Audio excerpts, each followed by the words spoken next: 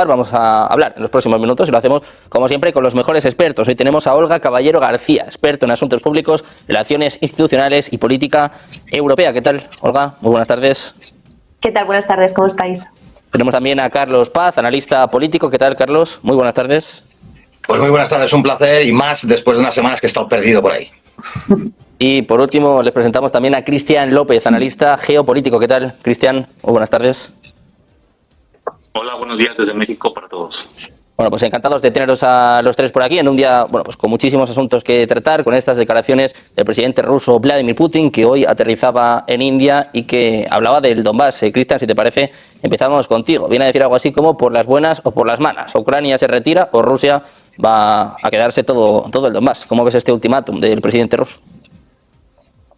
Sí, es uno de los objetivos mínimos del Kremlin y hay que entenderlo de esa forma porque es parecido al plan de paz que presentó Trump.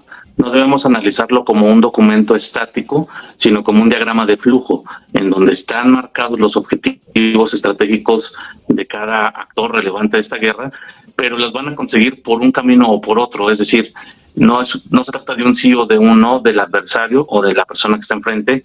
Se trata de que Rusia plantea sus objetivos y los va a conseguir por la diplomacia o por la vía militar.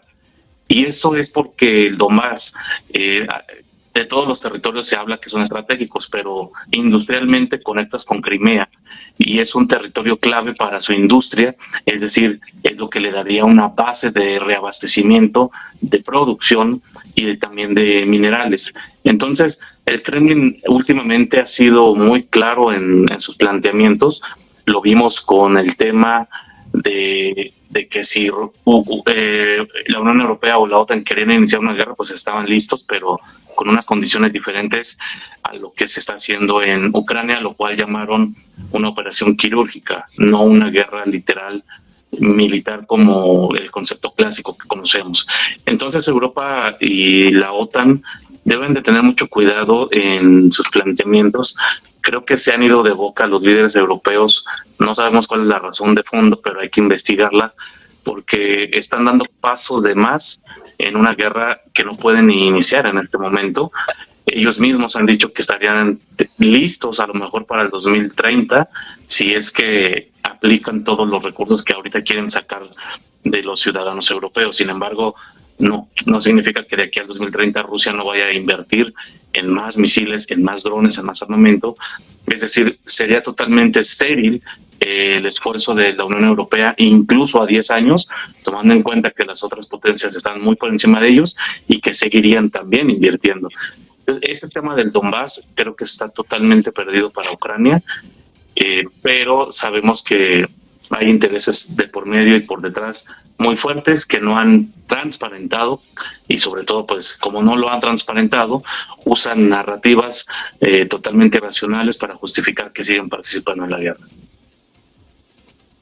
Bueno, pues mientras sigue esta guerra, mientras la mirada está puesta en el Donbass, con la caída en las últimas semanas de Pokrovsk, de Kupiansk. Olga, te quiero preguntar a ti también por esto, porque el propio Trump ha hablado en varias ocasiones, sobre todo en las últimas horas, de esta cuestión, ¿no? De este reparto de territorios, de cómo Ucrania pues cada vez lo va a tener más complicado, ¿no? Decía algo así como que cuanto más tiempo pase, más territorio va a perder y parece que el Donbass es innegociable para Rusia.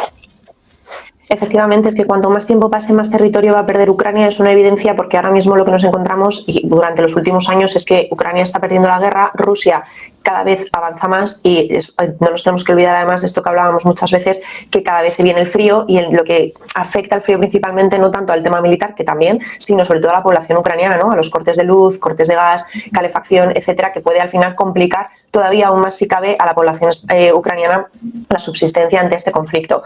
Efectivamente, como decían mis compañeros, el Donbass es algo que en el acuerdo de paz que ya ha planteado Trump se da por sentado hacia Rusia. De momento es territorio soberano ucraniano, por supuesto, por eso se introdujo la invasión y para que realmente pasara a ser de ruso, pues tiene que haber un tratado, un acuerdo o una alianza internacional en la que realmente así se haga esa cesión, ¿no? Yo, sinceramente, en este acuerdo de paz creo que las dos cosas que son irrenunciables para Rusia e innegociables es que el Donbass pertenezca a Rusia y, por supuesto, que al final que Ucrania no se incluya en el marco de la OTAN, ¿no? Que es algo que parece que la Unión Europea, los líderes europeos y Reino Unido, pues no están dispuestos a aceptar porque dicen que no les dan garantías de seguridad a Ucrania, ¿no? Pero yo creo que son dos cosas que se dan por finiquitado, por asentado, tanto por Donald Trump como por Rusia. Hay que tener en cuenta que Donald Trump tiene mucha poder dentro de la OTAN y creo que ha hecho varias declaraciones diciendo que nunca ha tenido una intención en que Ucrania entrara en la OTAN. Y luego, bueno, la guerra continúa, sin duda alguna. Donald Trump creo que su principal interés y beneficio es alcanzar un acuerdo de paz para poder centrarse, ¿no?, en otros conflictos internacionales que tiene abierto y en su lucha por tratar de recuperarse un poco la potencia hegemónica mundial, pero de todos modos, si la guerra continúa, Donald Trump sigue siendo beneficiado, porque al final no olvidemos que todos los líderes europeos están haciendo gasto en materia de defensa a través del famoso PURL, que es a través de la OTAN, que es un crédito que directamente se compra material armamentístico a Estados Unidos para poder financiar y dar ese soporte a Ucrania, ¿no? Precisamente hablando de Europa y de este momento crítico, de este momento clave para Ucrania, el presidente ruso lanzaba un mensaje muy claro para los líderes europeos en las últimas horas. Decía algo así como: con Ucrania estamos siendo quirúrgicos, con Europa no lo seríamos tanto. Y hemos escuchado al expresidente ruso, Dmitry Medvedev, que, bueno, básicamente hablaba de un casus belli, estos activos rusos congelados que ayer von der Leyen volvía a poner encima de la mesa. Hablaba ya de un plan de actuación, ¿no?, para confiscar estos activos, y Rusia decía, bueno, pues que esto es un casus belli, ¿no?, que puede ser un motivo incluso para iniciar una guerra. Cristian, te quiero preguntar por esto porque es un tema muy serio. Sí, esperamos que de inicio sea un tema de disuasión por parte del Kremlin, pero efectivamente es una línea roja y me parece que la Unión Europea no puede actuar como una entidad mapache que toma lo que no es suyo a cualquier momento porque pierde las garantías los demás estados que tengan inversiones o activos en la Unión Europea. Me parece que se rompe otra cosa que sería el sistema financiero. Yo recuerdo mucho las palabras de Vladimir Putin cuando explicaba, y yo al final de esta guerra, acabe cuando acabe, es lo que voy a recordar, porque decía que en el momento que Joe Biden permitió armamento de largo alcance a Ucrania, rompió el sistema de seguridad internacional, y tiene toda la razón. Nos guste o no nos guste cómo actúa cada potencia en el mundo, son potencias nucleares, tienen el mando en el mundo, nos guste o no nos guste, repito, y por lo tanto permitir a un tercer país en una especie de guerra proxy que usara armas de largo alcance contra una potencia nuclear, efectivamente rompía el sistema internacional de militar y de defensa. Y esto pasaría algo muy similar con esto del sistema financiero, porque pues son activos de un Estado, no son activos personales de Vladimir Putin, son los activos del Estado ruso, es decir, le estás queriendo robar a una potencia nuclear sus activos, sus recursos estatales, y me parece que es otra de las cuestiones graves, Sergio. Y también una reflexión personal es que ya debería de Estados Unidos, específicamente Donald Trump, hacerle cara a los que están detrás de todo esto, porque hemos hablado en círculos a veces durante los meses que llevamos en este tema, de que Macron no se manda solo, que si la banca Rothschild, que si BlackRock con Merz, que si JP Morgan con Carney, obviamente Soros detrás de todos los malos del mundo o de los progresistas del mundo.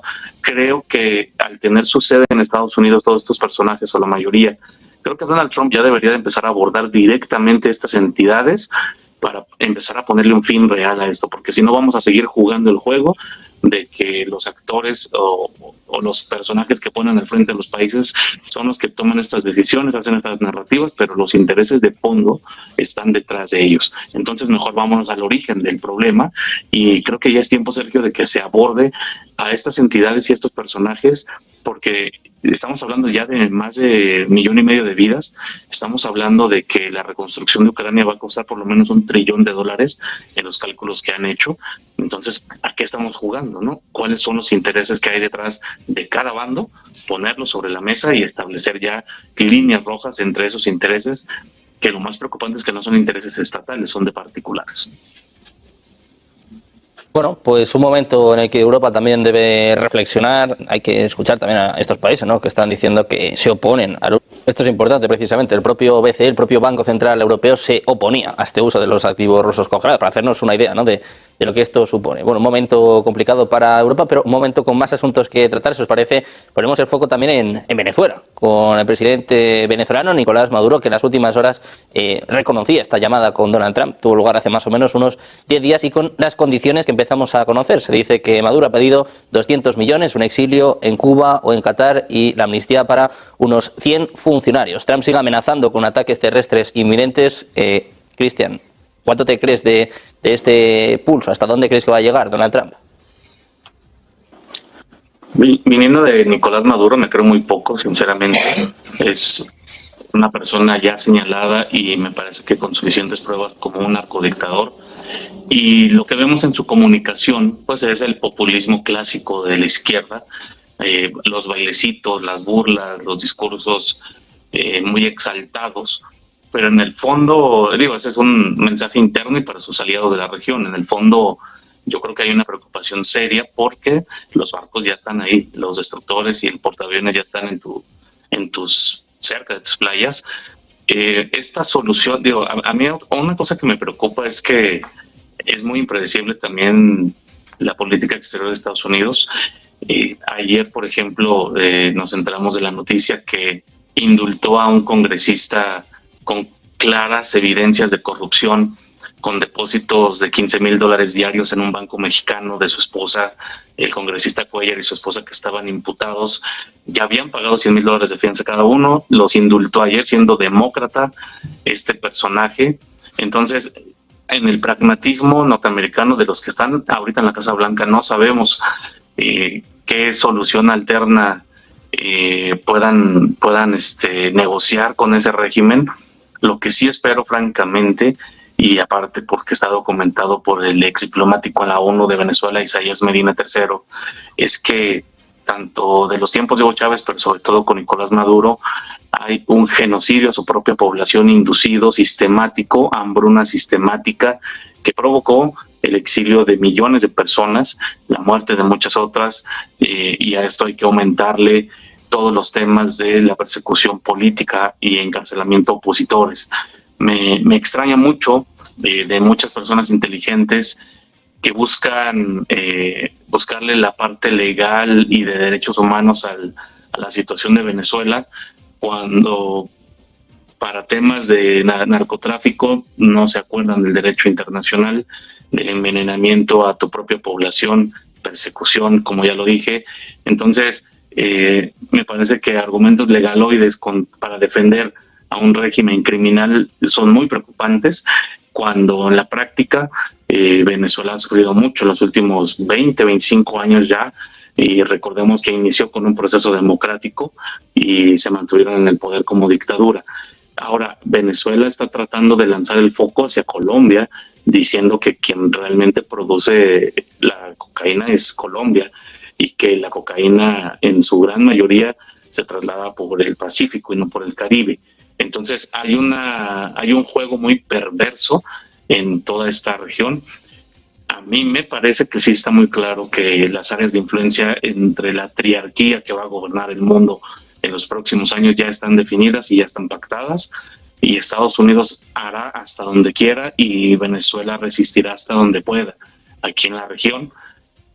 Y con los mismos argumentos, Rusia tomará lo que tenga que tomar de Ucrania con fines de profundidad estratégica y cualquier otro fin que una potencia quiera justificar. Y con los mismos argumentos seguramente veremos escenas en Taiwán. Por eso creo que es importante tener esta hipótesis clara, porque si es así, si ya acordaron, no va a haber poder estatal o entidad en la tierra que los detenga, ni la India, ni la Unión Europea, ni Sudamérica. Bueno, pues el foco puesto en Venezuela y en este momento de tensión geopolítica donde básicamente cada uno hace un poco lo que quiere, ¿no? Para Estados Unidos, que siguen compitiendo por la hegemonía mundial, con Venezuela, ¿no? Que veremos qué sucede también en las próximas semanas, y con el foco puesto también en Europa. Hoy hemos conocido informaciones que apuntan a Emmanuel Macron, al presidente francés, que advierte de que Estados Unidos podría traicionar a Ucrania en un momento complicado para la Unión Europea, con Mogherini, que dimitía en el día de hoy del Colegio Europeo. Un escándalo de corrupción que parece que empieza a apuntar también a otros altos cargos en Europa. Cristian, te quiero preguntar por esto, porque mientras se negocia la paz, estamos viendo escándalos de corrupción en Europa. La semana pasada en Ucrania se llevaron por delante incluso a Andrei Yermak, a la mano derecha de Zelensky. Te quiero preguntar por esto. ¿Qué está pasando en Europa y cuánto tiene que ver con este proceso de paz? Me parece que Emmanuel Macron sigue con sus ansias de figurar y sale cada ciertos días a decir cualquier cosa. Está claro, eso ya creo que son hechos consumados. de que Europa tiene una dependencia militar casi absoluta, porque aunque tengan físicamente armamento, dependen de la tecnología y de los satélites norteamericanos. Si Estados Unidos se sale de este conflicto de manera total, es decir, si deja de apoyar a Ucrania en cualquier sentido, empezando por el militar y la inteligencia, los deja ciegos. Sin los satélites de Estados Unidos, Ucrania no sabrá por dónde le llegará los cohetes siquiera, mucho menos los misiles, pero también es un mensaje para Europa. Repito un poco lo que dije al inicio: Europa no está jugando por sus intereses, claramente no está jugando por los intereses de Ucrania, quien no es parte de la OTAN ni de la Unión Europea. Es momento ya, antes de que las cosas se pongan realmente de color rojo intenso, de que Europa ponga sobre la mesa qué está pasando, porque de hecho no han salido a explicar exactamente qué hacen metidos en esta guerra, ni por qué están apoyando irrestrictamente a Ucrania. No han dicho por qué Boris Johnson boicoteó los acuerdos de Minsk, no han dicho por qué Merkel aceptó que hicieron una pausa estratégica en lugar de un cese al fuego para reagruparse. Entonces, creo que Europa, con tantos problemas internos de manera individual, solamente optaron por lo que dice el manual, que es tomar enemigos externos, pero creo que esa narrativa se les puede salir de control si siguen con ocurrencias e improvisaciones como lo de los activos rusos. Por eso creo que ya es tiempo de que haya una intervención diplomática fuerte de Estados Unidos con el origen y con la mano que hace que se muevan todas estas figuritas llamadas presidentes y primeros ministros, porque si no se atiende de fondo la causa de por qué están insistiendo en esta guerra de desgaste, que el desgaste ha sido para ambos, pero claramente ha perdido Ucrania la guerra de desgaste, no vamos a saber ni el origen de sus intereses, ni mucho menos vamos a saber qué están ocultando, porque me parece, Sergio, que tan grande es el escándalo que tiene cada quien al interior de su país, llámese deuda, llámese migración, llámese tecnología, empleo, etcétera, etcétera. Es tan grande lo que tienen, tan fuerte y tan malo lo que tienen al interior cada uno en sus países, que por eso toman el riesgo de optar por la opción externa, la opción del enemigo extranjero, y no se han bajado de ese barco. Pero creo que es momento de que analicemos quiénes están detrás de ellos y qué tan grandes son los escándalos que tiene cada uno al interior de sus países, porque seguramente cuando esta guerra se acabe y el foco regrese a la política nacional, vamos a descubrir una cloaca que nos han querido ocultar durante mucho tiempo. Bueno, pues de momento todas estas cuestiones que intentaban ocultar parece que están empezando a salir a la luz.